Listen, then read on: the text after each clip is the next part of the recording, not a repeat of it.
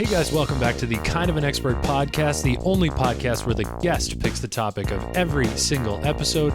My name is Corey Tyndall, and as always, I'm your host. And this week, I sat down with New York City comedian Nick Callas to talk about the future of American culture. The last couple of episodes have been about American culture in general and what it's like to move here from another place. Nick and I sat down and we're talking about everything that's going forward. What are the algorithms going to do? How do kids react to all of these new stimuluses from the internet? How do you parent in these new circumstances, and what is that going to lead to as a culture? So this is a really fun episode. I had a ton of fun doing it. One quick thing, the camera did cut out at the very end, so you missed like 3 words, and we didn't want to re-record it. So if you really need those last 3 to 6 words, you can find the podcast on Spotify or Apple Podcasts. Other than that, 99.9% of the podcast is there, so you should be good to go. You can follow him at Mr. Nick Callas on Instagram, and he's in New York City performing all over the place, so go check him out if you're in the city. Follow me at Corey T Comedy on all social media, and if you're in New York City, come check out Ope, a comedy show every single week at Ferns in the East Village.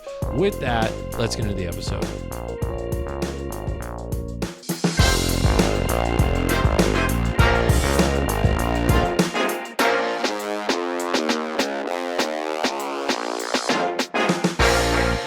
Last 2 episodes that they were on American culture when you came up with this? All right, cool. I was watching clips, but the one that I was watching was with Josh about anime, because I saw the thing and I just clicked it because I love anime. So I was like, and which was one of the things I was thinking about bringing up. Okay. Put this on my actual mouth. Yeah. And then I was like, all right, let me go with the highfalutin, Let's make people think that we're at least a little smart. Or like, right, we could pretend to be intelligent for this conversation. I definitely have thoughts where I'm like, that was smart. And I'm like, I don't know if anybody's talking about this. You look at yourself in the third person, you're like, God damn, that guy. It's crazy because, and people will say this to me, like, if it's someone that I'm dating, that like that period where you're the you that you want them to see. Yeah. It's like pretty safe and intelligent and articulate. And then at some point you've just spent enough time together that you're fine being wacky. You're just like, I'm just going to let my silly self show. So someone said to me recently where they're like, you say some of the most insane things I've ever heard. And I'm like, I just do it because it feels good to say. It doesn't even have to make sense as a sentence. I just say and sing ridiculous nonsense constantly. And it's weird to think that those thoughts come from the same brain as a guy who can like pretty articulately form a thought. Sure. Yeah, well, I mean, we'll see by the end of this podcast. I might be like, yeah, man, you're a real, I don't know who you're dating. That guy was but talking if they think you're smart, then you got to raise that bar, buddy. I think for the most part, everyone does that. Part of me thinks half the reason people have kids is so that they can be weird again. That's really funny. Because everyone's weird around their kids. They do like little baby voices. They sing little songs. Like and they do it with pets too now. Like our generation does it with pets. I think that's half the reason. I was like, and so I'm sitting here and I'm dating a comic, so we're like just being weird all the time, trying to make each other laugh. And I was like, what do I need a fucking kid for? Like, I didn't be weird and make her laugh. Why do I need this little thing running around to try and entertain myself? Yeah, that's funny, man. So I've never dated a comedian long term. I've definitely had like flings and short things with comedians before, and I would say that historically we're pretty silly in front of each other. But in my personal life, like in my solitude, I'm not super silly. I'll have moments throughout the day where I'm kind of just trying to entertain myself, but for the most part, I'm like kind of dark and just sort of like a little quiet. Brooding. You're like walking around your house. Your roommates are like, "Geez, what's going on?" Oh, dude, Nick? They rip on me all the time. They're like, "Why are you?" Like, you like think you're Batman? I'm like, yeah, I am. For sure. I wonder if I was, because I don't know, with my ex-girlfriend, I was so silly, so constantly. Yeah.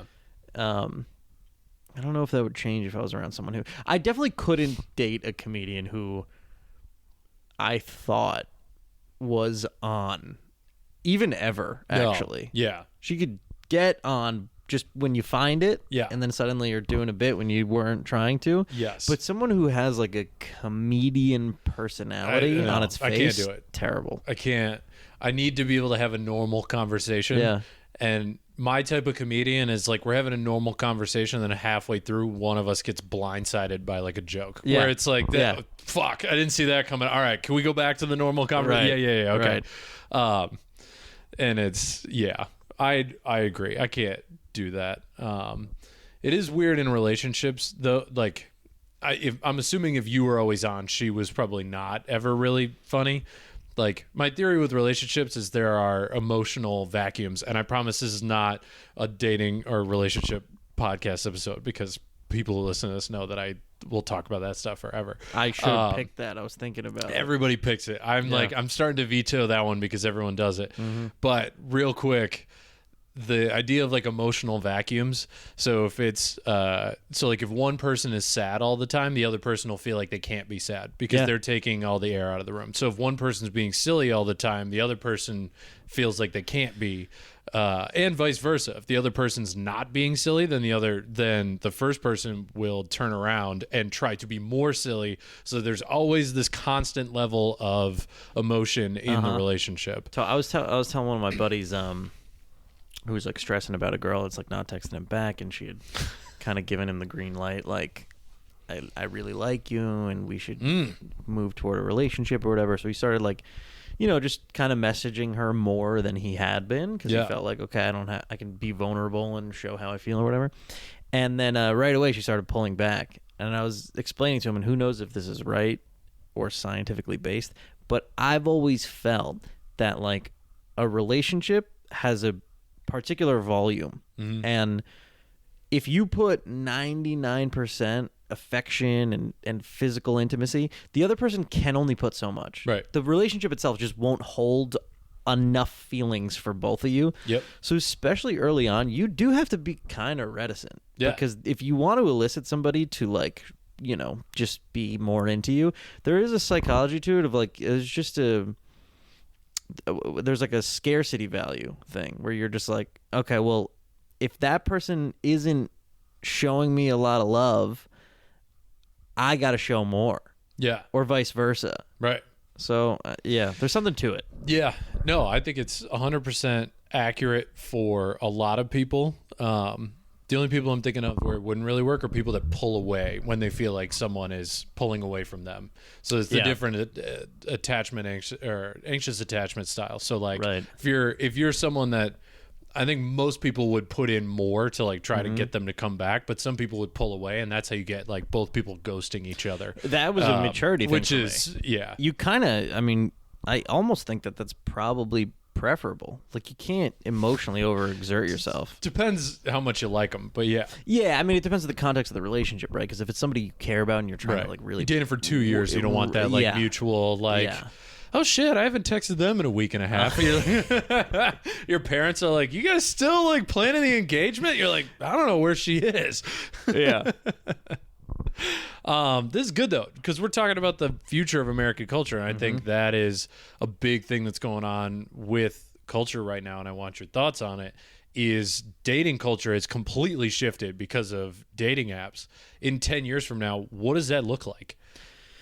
So, I'm asking you as like, I asked that like I was a reporter, and you like really have an answer, a really well-researched answer. So I'm saying this to give you a little bit more time. There's so many directions it could go. My prediction, because I do think this, right? X amount of years ago, maybe it's 10, maybe it's less. The idea of like internet dating, even now, just saying it sounds this ring to it that makes it sound. You can't say internet dating. That still sounds like 2004 Match.com or like even eHarmony. Online dating. Is still, but it's the same thing as apps. Yeah. Hinge, Bumble, whatever is the same exact thing as Match.com was. Yeah. It's just everybody has a phone now. Everybody does it. That's the only difference. Younger people do it, so now it's cool and now it's okay. It's Instagram versus Facebook. You say, like, oh, I'm on Facebook. You're like, oh, gross. Right. You say I'm on Instagram. You're like, yeah, check it out. But Instagram is a dating app, too. Yeah. Most of my friends, especially comedians, you date off Instagram. Yeah. So I think that culturally there's been a huge shift where the idea of meeting up with a stranger isn't weird. It is if you sit and you think about it and you say out loud, I'm meeting up with a stranger. Yeah. But culturally, behaviorally, it's not weird at all. We all do it all the time. People go to, oh, we saw this event on TikTok at this space in Brooklyn. We're just gonna go there. Yeah. Like, that's crazy. Yeah. It used to be crazy. Like, ask your parents. Like, they wouldn't just show up places, or they would, but that was part of it because there wasn't an option to research anything. See, this is where I don't have the knowledge, but in my brain in the 80s in New York City, it was just like someone would post a flyer of like concert on Friday night, and then people would just show up. And that's not really dissimilar like from a video on Instagram. Right. Or TikTok. So is it that much different really, or is it I know talking to people in public is definitely dropped off. I think it's different because now you know what other people think about the flyer. Because there's a comment section, hundreds of thousands of views, and so there's like a cultural community around that thing, and then the algorithm gets to choose what is cool, who's of value, where you should go. Yeah. And so this is like kind of the heart of what I brought as the topic. There is like a critical mass inflection point that is like at the center of the matrix of like human behavior and like human psychology, like what we're just capable of. Yep. And the technology we have and like what it's doing, and then how we behave like because of the pressure of having those new tools. Yeah. And like something is gonna give. And I don't know what it is, but I know if you just look at the individual factors, you have like kids who are famous. Yeah. Participating with and against other kids who want to be famous. It's not like, oh, we're all comedians and some comedians have more fans because some of them are better. It's now just like any kid can use their personality as currency and just develop a cult following. Like there's so many people who, my friends are like, oh, have you seen, at JoJo6's video? And I'm like, no, I never heard of that guy. And they're like, he has 78 million followers. Oh, yeah. Like there's famous strangers. Yeah. It's weird. Yeah. And so because fame is now this thing that anybody can just like attain and use and do whatever with, everybody wants it and everybody can participate to whatever degree they want. So you put that in the context of like dating culture where you can date anybody, you can meet up with any stranger in any city, and I just think there's going to hit some critical mass where like none of it matters anymore. Okay. You know what I mean? Like, let's get into it. It's hard to even you're saying the followers don't matter, the fame doesn't matter, the algorithm doesn't, like, are you essentially saying like the algorithm picks it so it doesn't matter how much work you're trying to put in, it's just a roll of the dice? Like are you what the algorithm wants essentially, or are you saying something else? I think what I'm saying is that it's going to become so ubiquitous that everybody's going to have a piece of the pie, and then there's going to be some other value thing and it depends on like what happens with the world. Like if like suddenly there's no more agriculture, then like fucking who has the biggest podcast isn't going to matter. It's like who's going to have real skill. And I think some farmers on TikTok with some crazy high followings right now, so you might already be onto something. That's another thing too, is like because of TikTok and Instagram, there's now more value in things that nobody would give a shit if you were famous for back then. Like you can be a famous farmer, and that's awesome. You'll have tons of followers and they want to know what you have to say.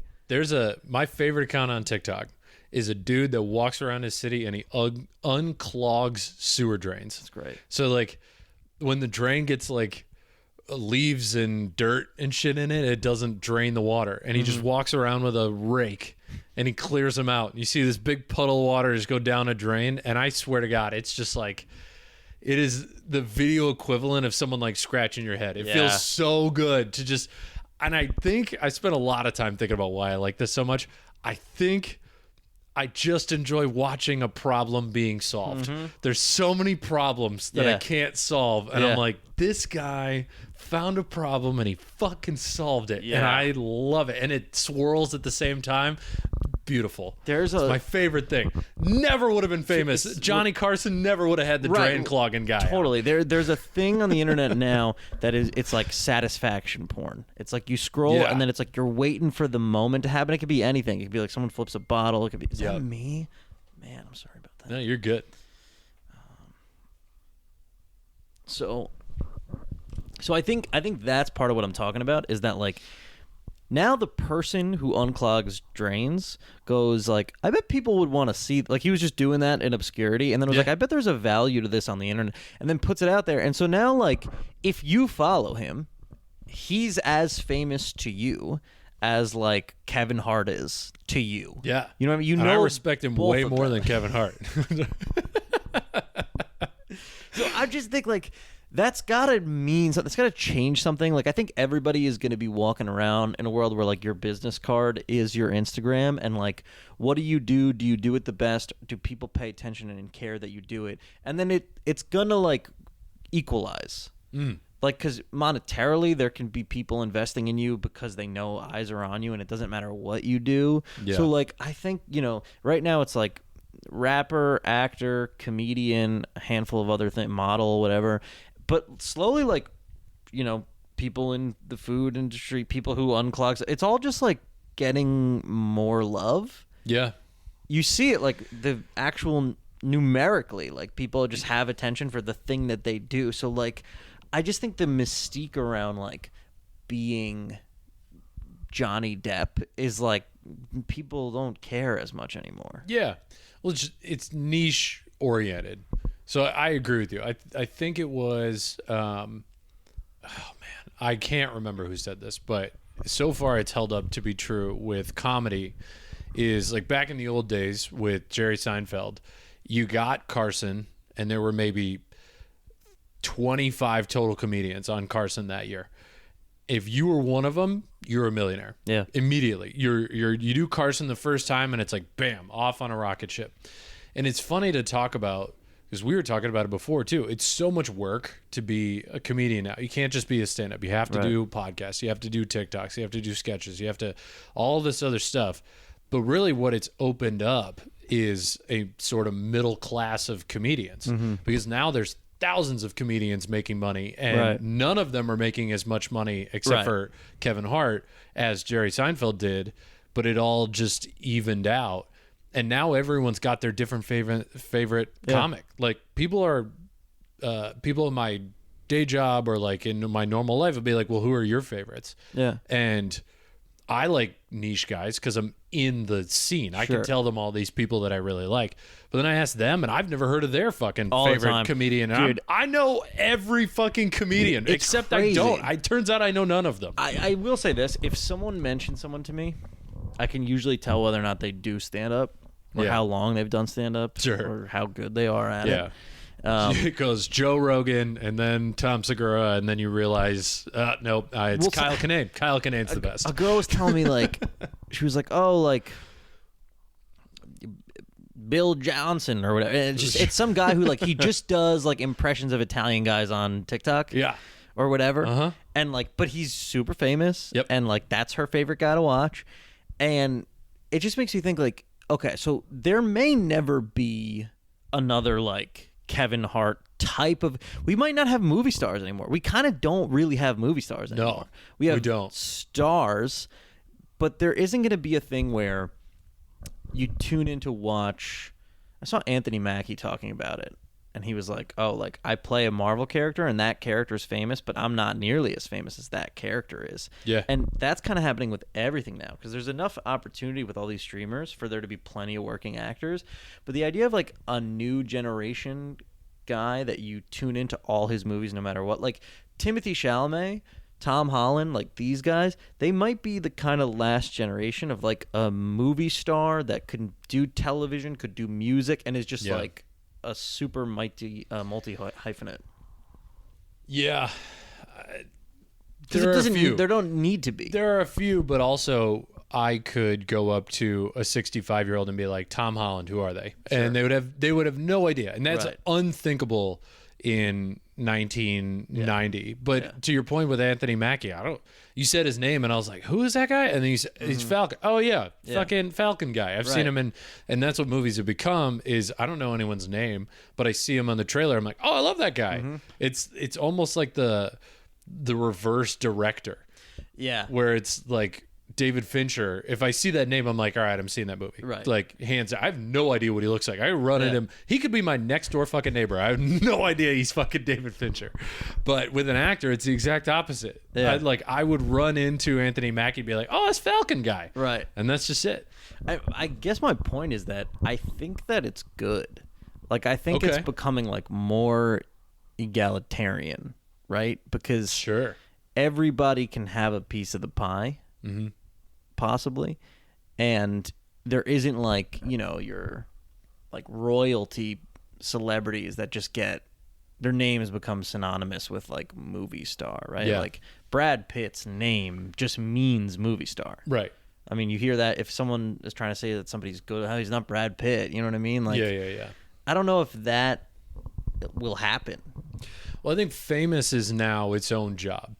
Mm-hmm. There's no movie stars are famous, but they're less famous. They're less famous. I think being famous is so much work now that you can't also be doing movies. You can't be a good actor. You have to be Kim Kardashian. You have to be Charli D'Amelio. What are they doing? They're running around on a what type of fucking TV show is that called? What is the name? Reality. See, this show. is where I think I'm smart. Reality TV show. They're running around on a reality TV show. That's not a ton of work. And you don't. They're famous need because the show. they do a little bit of everything, and they don't need the show. They could have canceled the show 3 years ago, and I still would know who Kim Kardashian would be. Exactly.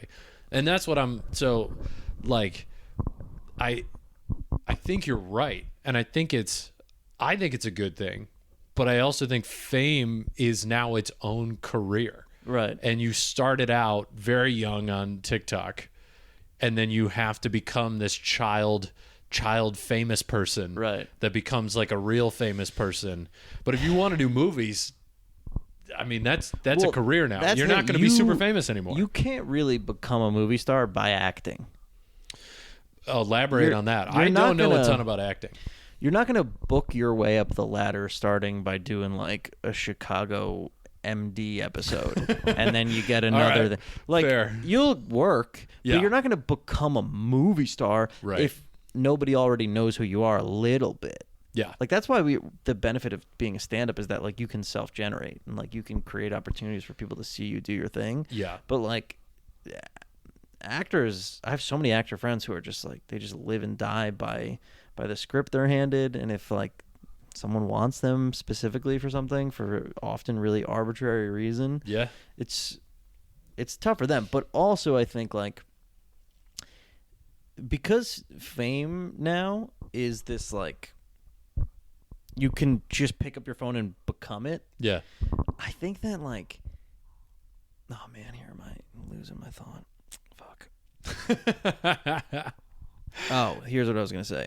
It used to be that you would have, if you were famous, you were probably amazing at the thing people know you for. Yes. You were probably, like, Leonardo DiCaprio is incredible. Celine Dion is incredible. Now there's tons of quote-unquote actors and singers who are pretty good. Yeah. But mostly they have another thing that is like, they show their butt on Instagram or they, you know, are tied to some product or like, it's just... If someone is famous now, the odds that they are a true like master of their craft, some people don't even have a craft. It's just way lower. Yeah.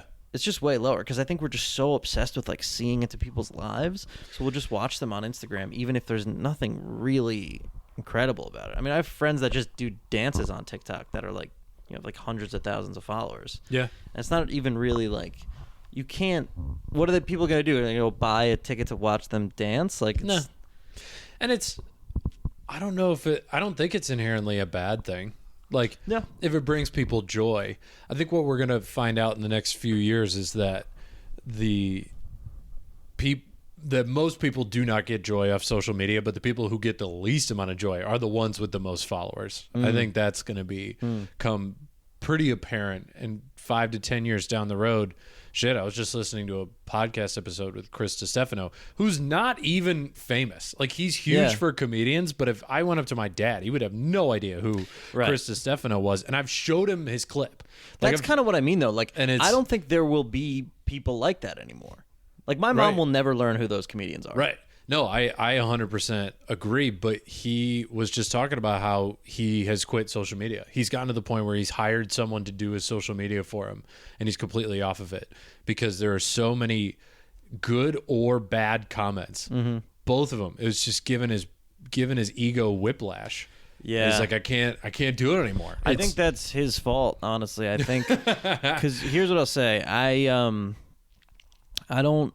If I get a lot of comments, and if I don't recognize the person saying it, like it's my friend or someone I've connected with on social media a bunch, sure. I just like it and I reply with a bunch of faces or whatever. Yeah. And sometimes it'll be a negative one, and if I just feel in the mood, I'll just go, well, thanks for commenting. Yeah. And I can't tell you how many times that's turned someone into someone who go like, oh, well, I just wanted to say, but like, would love to come to you. No, I know. I don't care what people say. I don't either. Algorithmically, you could give me all negative comments. It doesn't matter. It's just going to help this video get shown to more people. Yep. Good. That's the point. That's the whole point. But if someone else could do that for you.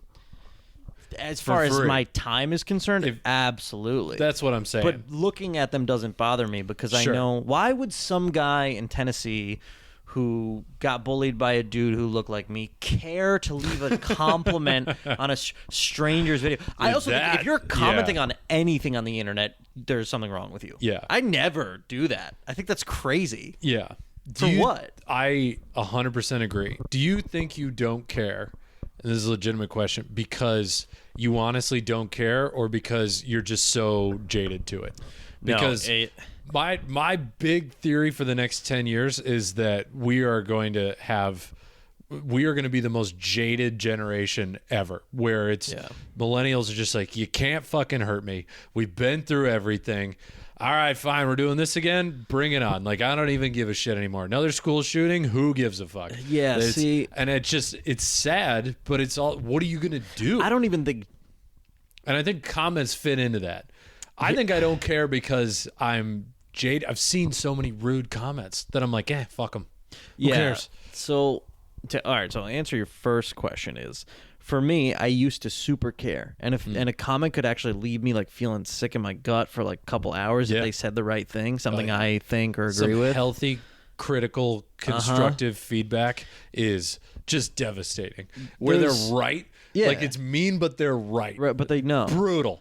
Yeah, and it's like, I'd rather have them say something wildly inaccurate that's really hurtful. Sure, because it doesn't hit. Just because I can write it off. Yeah. Yeah. But so there's an element of me that's like been jaded by that. But I made a conscious shift not very long ago. I met her months ago where I was just like, I thought about it from the perspective of, if someone writes on this video, it's triggering them or upsetting them, or it's exciting to them for whatever. So that's all good, because again, the algorithm doesn't care what side of the spectrum you lie on, if you're upset or if you're happy. But if you write something on this video, they go, okay, there's something in this video that's worth showing to people. Yep. So now I love all of it.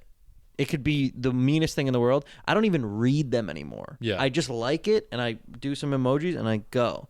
And then if I happen to read it, sometimes, just because I have a second, I'll put something. But if it's a nice comment, I'll try to be sincere. But most of the time, I'm not even reading it. Right. My DMs I'll read if I get it.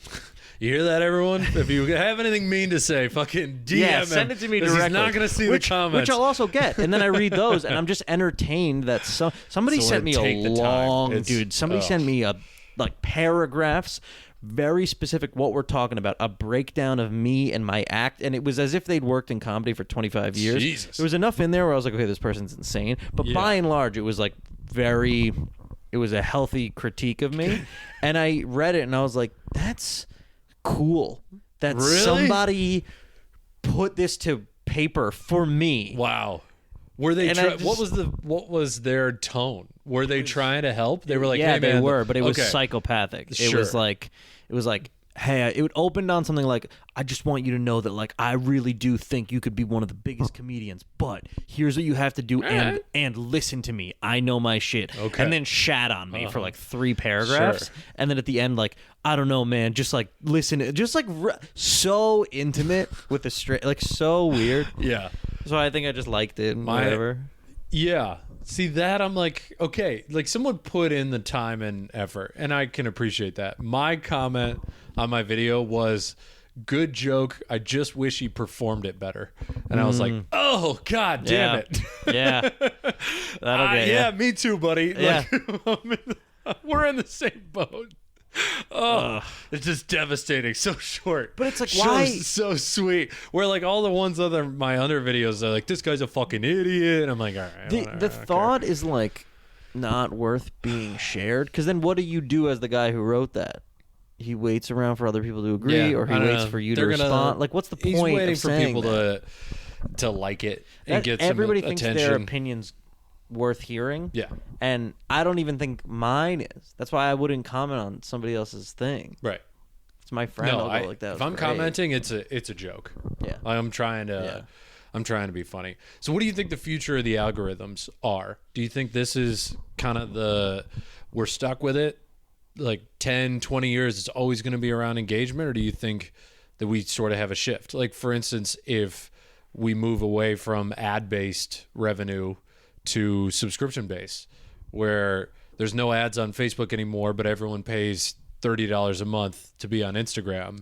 Do you think they changed the algorithm, or do you think it's still based off the same level of engagement? I think some version of that'll happen depending on who is going to lose the most money by that happening. Okay. That will prevent that for a long time. Yeah. But I also think like it's got to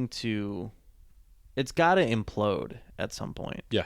Like this can't last, and it is moving towards something. Like, I don't know enough about it, and I am no conspiracy theorist, but like just with everything, like how much of our data, how much of our faces is like, it does feel like something is going to come that is like dangerous for people.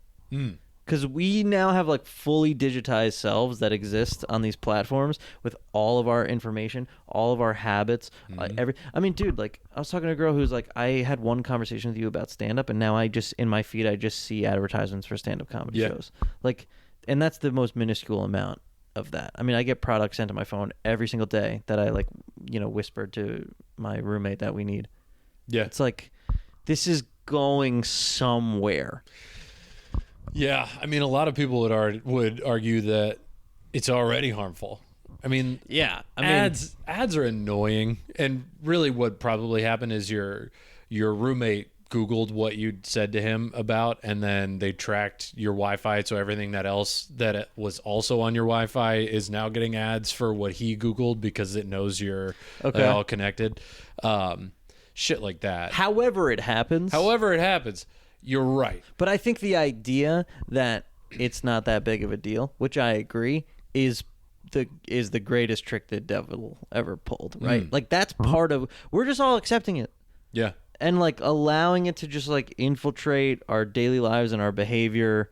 And it is thought control, right? Like, if you think you need something and then they sell it to you before you can question whether or not you do, you are in line like cattle. Like, we are being controlled by the illusion of these like desires we think we have an opportunity to have them. Yeah.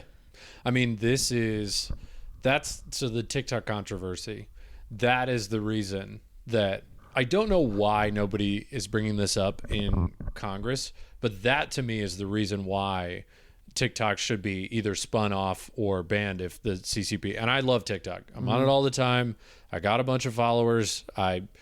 Big fan. However, when that hearing was going on, all of the video, literally every third video in my feed was someone on TikTok talking about how stupid Congress is, how America's fallen apart, like all this other stuff.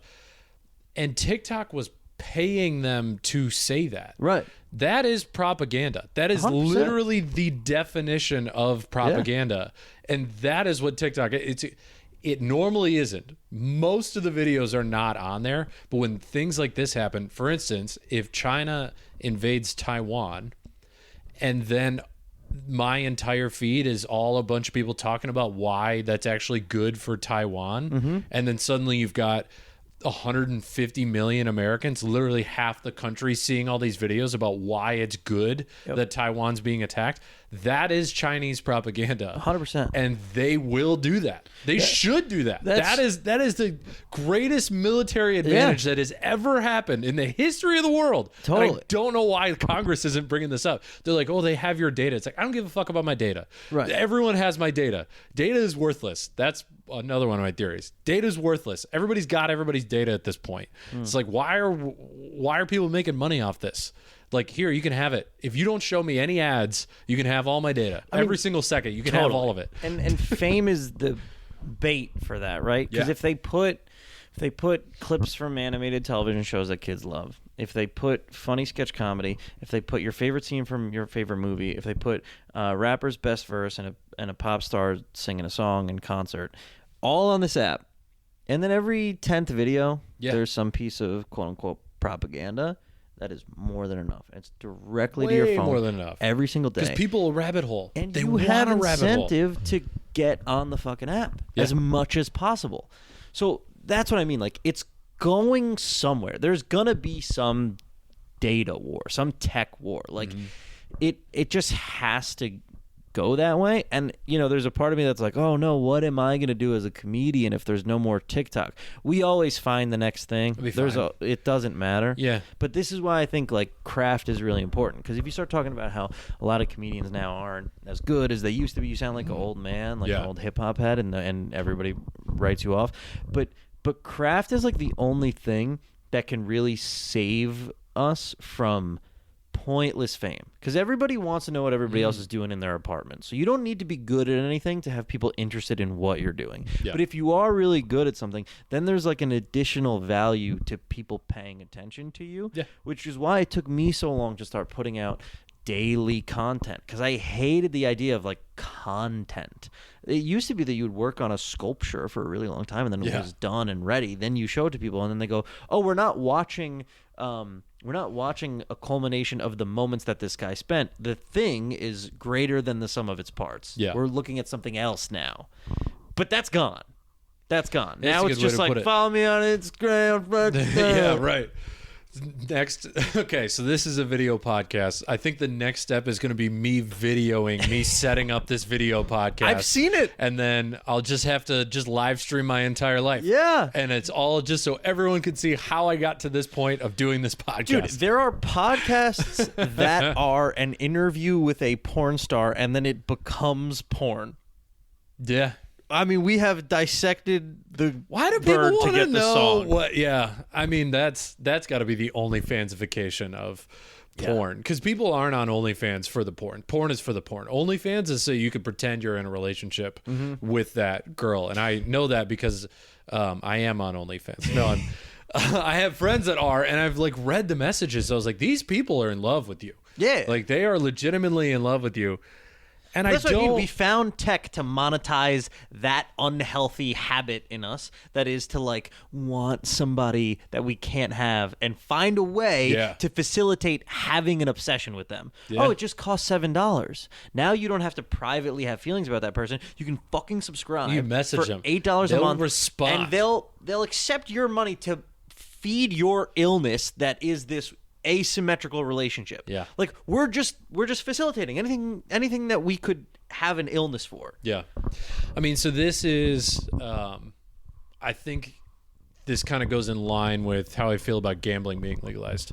So I'm not someone who is like, no, we need hard government rules. Drugs should be illegal. Alcohol should have a higher drinking age. Speed limits are bad and are very good, and like all these, I mean, we should have a speed limit, but like, you get what I'm saying. Gambling is the one thing that is becoming legal where I'm like, man, I just don't know, because if you wanted to gamble, you could always gamble. It wasn't hard to find a bookie. You could go to a casino, you could figure it out. The apps on these phones are so easy. Yeah. And it's not the standard. When people think about a gambling addiction, they're like, this dude lost his house. He went to the casino and didn't come back for 3 days because he lost his entire fortune. No, it's preventing people from actually building a fortune. Right. Because the people these ads are targeting are 18 to 25-year-olds that get their first real paycheck. And they don't spend a ton. They only bet like $15, $20 a night. $50 you here bet and there. $15, $20 a night. That's $400 to $500 a month. And you have the whole country doing it. You got the whole country. They're going to make so much money. But the person who is gambling is never going to have, they're not going to progress. Like I know people in their 20s who just, they bet that much and they're poor as shit. Yeah. I know a lot of rich people that also gamble a ton, and Godspeed, have fun. It's just, man, I don't know. And it's the same. It's the same thing with fame. I think it's just like it's a time thing. You're gambling with your time instead of your money. Right. Instead of hanging out with your friends or visiting your parents or doing all this stuff, you're spending all your time online dancing and trying to get this fame on the off chance you win the gamble of, oh, you're famous now. You got a brand that sponsored you, and like you could become a sellout, which apparently is cool now. And it's so anyway. No, I mean you nailed it, dude. My younger brother is he's 26, and so he's got a bunch of 26-year-old friends and some even younger friends, and they're all like, you know, there are a lot of like college snapback wearing dudes who like love watching the game or whatever. But 10 years ago, like those kids had a much larger barrier to entry to like spend their pocket change on things, and you need that barrier to entry to show you who should be gambling. Yes. If something is like more inaccessible, you go like, okay, well, the motherfuckers that found their way in, those are the gamblers. Right. But now everybody's a gambler. Now everybody does drugs. This is kind of the heart of what I wanted to get at. Like, this is where we're at in culture right now. The cross section, specifically for youth culture, is that you got 21-year-olds in college are gambling. Mm-hmm. They're vaping constantly. Yep. They're putting themselves on the internet with no real intention of why, and they're also receiving so much information from the internet that isn't good for them and is causing them, we used the word jaded before. I don't know if it's jaded so much. I think it's just disassociation. Like, dude, every time I hear about a school shooting or a crisis in another country, I just am like, oh, okay. Yeah, at least it what wasn't me. What can I do with that? Yeah, I can't. And I just disassociate further. And so now you have all these kids that are like, you know, they're sending each other nudes, and then they're meeting up with a stranger when they go to another town on a dating app to like fuck them, and then they're microdosing shrooms, and then they're hitting a vape, and then they're drinking younger, and they're spending money gambling. Like, and any one of those things is fine, whatever. Like, we have a propensity towards like semi-self-destructive behavior. Sure. But now it's all readily available. You have incentive to do it. Like, what the fuck who are these kids going to be at 50, dude? I don't know. It's not going to be it's not going to be your dad. It's not going to be.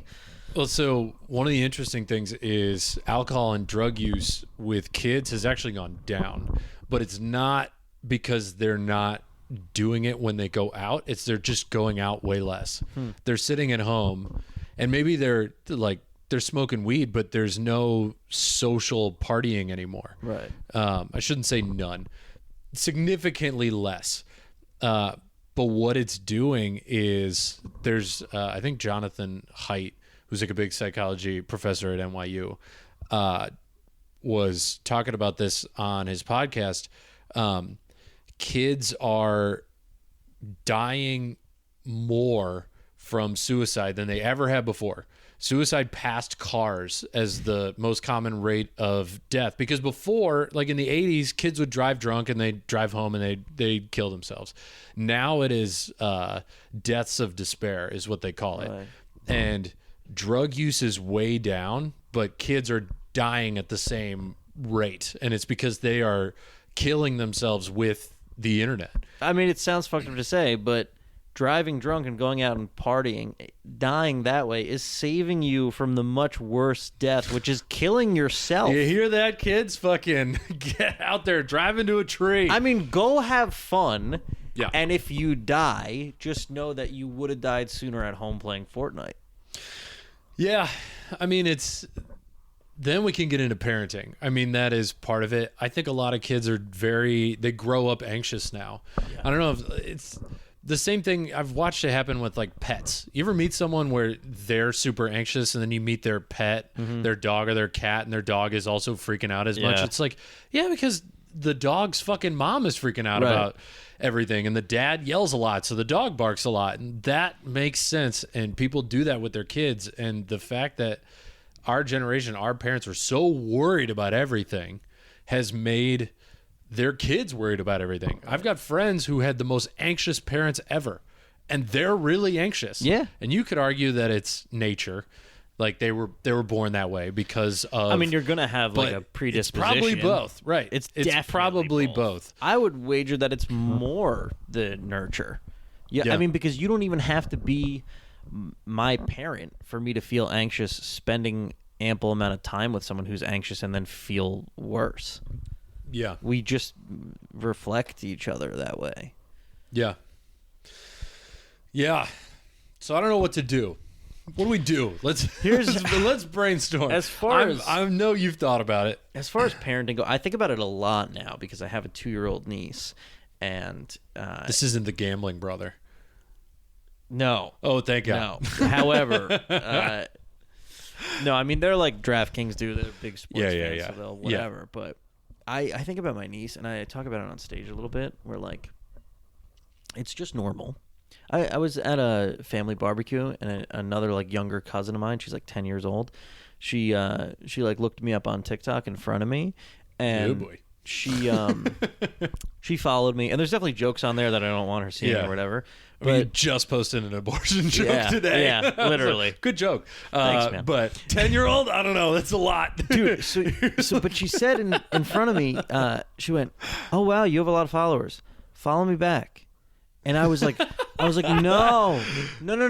It's you're too young to be thinking about that. There's value in someone who people are looking at you. Yeah, that's not good. So my 2-year-old niece, who knows how to use an iPhone, do and that all that naturally, right? Like, and sorry to interrupt, but like on the playground, that's what happens. You're like, oh, but even a 6-year-old, you're like, oh, he's got the new lunchbox. All right, well, he's the cool one. But the now. lunchbox was the lunchbox, not a Chinese propaganda machine that could I get you to can't kill agree yourself. With. Right? Yes. Like my one stipulation: kids have always done that. But now the stakes are much higher. Exactly. Is what you're saying, and I agree now with that 100%. It's not water guns anymore. Everybody's got a loaded rocket launcher. Like, it's crazy. Oh, and they could just. I just can't get over that person that wrote you that massive message. 12 years old, dude. They like very possible. 12-year-old autistic person that has watched every stand-up on Netflix and now understands the art form completely. Knows their shit. Just absolutely rocked your world. Knows how to hurt me. This is like a pretty simple thought, but if you look at like us, all humanity, specifically like Americans, from say like an alien perspective, right? They'd say like, oh, like, okay, so they all have this phone with this app with this profile, and on the profile there's like a number of following and there's a number of followers. So we literally have like a numerical value to every person. So you're like, oh, that guy Jack Johnson over here, he only has 27 followers. Yeah, he's not important. Yeah, but you see someone with 27 followers. That guy sucks for sure. I mean, there's no doubt. He kills rabbits for fun in his backyard. There's no doubt that he's a weirdo. However, a guy with 27? Are you kidding me? 400 followers. Shit. That's a really nice piece of shit loser I don't care about. Like, everybody has like a stamp on them that is, this is how important people think I am. Especially in show business. Oh, you have under 1,000 followers. It's like, what are you doing? Open mics? Like, I'm not. And like, I just hit 1,000 followers. And so dude, I know it's so nuanced. It's crazy. It's so nuanced. Because difference. if I see you have 13,000 followers, I'm like, which is what I have. I'm like, oh, you're like almost good. Yeah, you know what I mean? It's yes. just like, it's like, oh, you had a few things go right for you. Okay. There's a type 100,000 followers. I'm like, yeah. You know what's weird is because you and I are in it, I have the ability to look at someone with 100,000 followers and go, you're good at the internet. Yeah. I'm going to need to see it before I actually think you're good at comedy. Because there are so many people with millions of internet followers. So many. I was going to say, there's a real nuanced being a show with them, I'm like, I'm better than you. All the time. But that's what I mean about the whole craft thing, right? Because there is a really nuanced way to look at how many followers someone has. And this is gross that we can even talk about this on this level, like so nuanced. Yeah. But like you can look at somebody with like, 756,000 followers and just know that they suck. Yeah. And just know that whatever their career is, whatever way that they're making money isn't like the real thing or whatever. It's weird that you can just sense these things. Yeah, and I will say that for a young person, I think you're right. You see an old person with, like, Bill Burr's got a couple million. Sure. It's not indicative because he was doing it for so long. You see someone in their mid to late 20s with that many followers. And look, I respect it.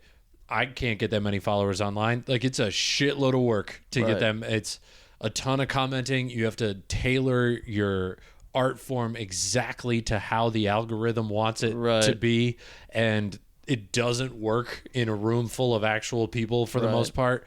So that's their choice, but then it's such a tough position. It's such a fine line to walk, because if you don't have the number, the industry hasn't figured out what you and I have just talked about, which is a big number doesn't mean that they're good live. Right. And it also doesn't mean they're going to get people to come to the show. It also doesn't even mean that they're going to get put in. 5 years ago, it meant you could go right into movies and right into television. Yeah. It doesn't even really mean that anymore. It's a separate thing. It's its own separate thing. You better be touring if you have millions of followers. It's like we're talking about, if you're a guy that, like, you know, you do dance videos or whatever, like, find a way to monetize that. Yeah. Find a way for people to see you live, or whatever it is. If you're just doing dance videos, I don't either. I'm never going to that. And then I think about this, like, what is it actually worth? Because one, Instagram tomorrow could just go, hey, we're just deleting it. Well, they quit paying people for Reels, and everyone's all pissed off. And I don't even know about that. I never signed up for it because I was like, I don't know. They don't pay anything for them. It's not like a big amount of money.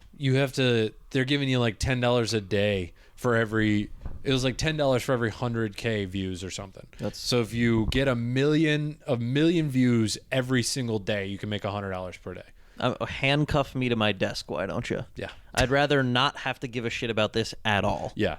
Right. I knew from jump when I saw that they were doing that, I was like, something's going to happen where they're going to deprioritize you in the algorithm once you start accepting money for what you're doing. And then slowly they'll trickle you some. Well, I don't want that. I don't want a boss. I don't want Instagram to be my boss. It's already my fucking master. Yeah. Well, now Instagram is adding the paid blue check mark like Twitter did. And they have come out and said, if you don't have this, your stuff will be deprioritized. So you can buy the verification. So you have to buy the 15, I think it's 15 a month, 10, 15 a month. And everyone can have the blue check, but people with the blue check will be prioritized in the algorithm. So anyone who is a performer will have to get the blue check. It's non-negotiable. From a business perspective, like I said, I work for a tech company. Brilliant. Yeah. Fucking brilliant. What are they going to do? Not fucking get it? People left Twitter because Twitter sucked. People are not leaving Instagram, especially if there's all this shit with TikTok going on. It's not like TikTok pays anything either. But yeah, I'm jaded to it. I'll use the word again. It's just, they said that and I was like, yeah, it's only a matter of time, I guess. So how does one parent in this landscape? I don't know, dude. I don't know if you can parent in the traditional sense. Like, parenting is relative based on when you grew up. So you've got your like 1900s parent who pretty much just had the kid as farmhands. Yeah. Like, you had 12 of them, you hoped 8 of them lived, and then the farm could keep going.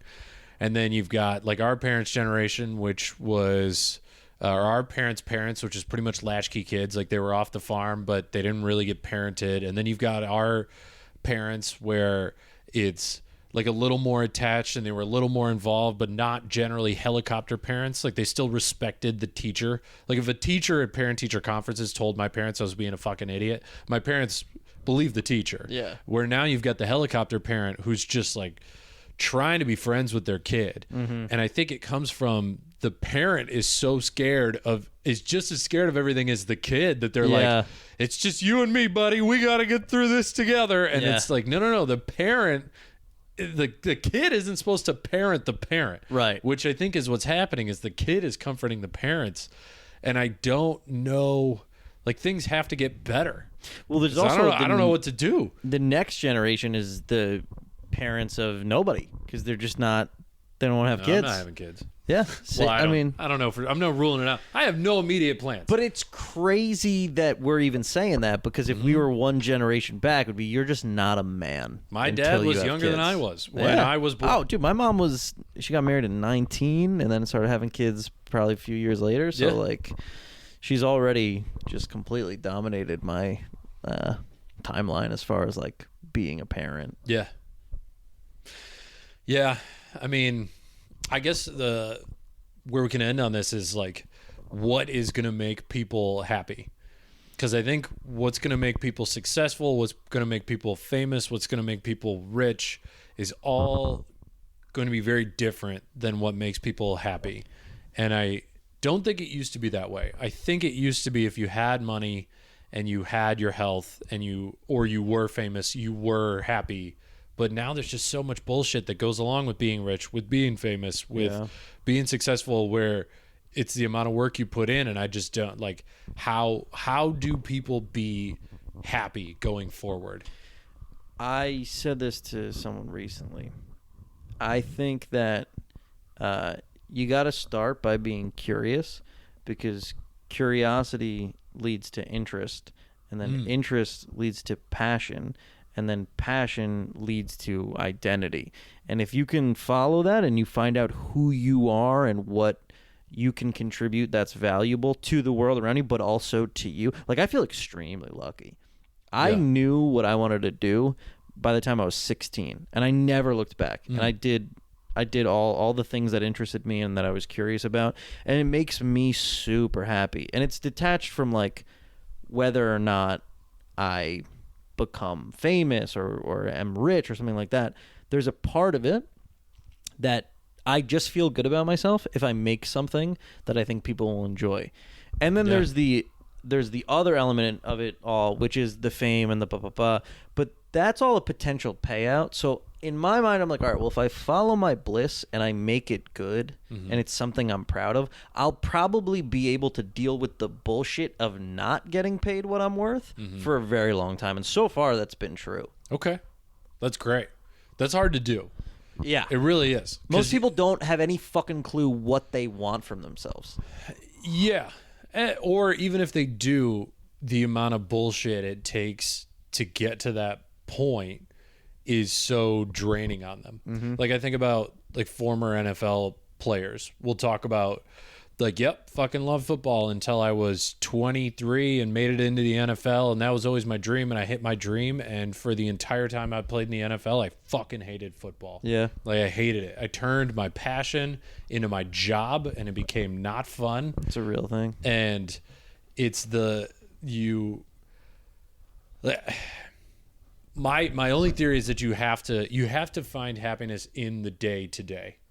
You have to figure out how to be happy posting all the clips online. Yeah. Doing all the bullshit that you have to, like, you have to be happy doing stuff. Right. Where people that their goal every day is to do as little as possible. I don't know if they can ever get to that point. And I think the algorithms and the way apps are built and all this is exacerbating that point.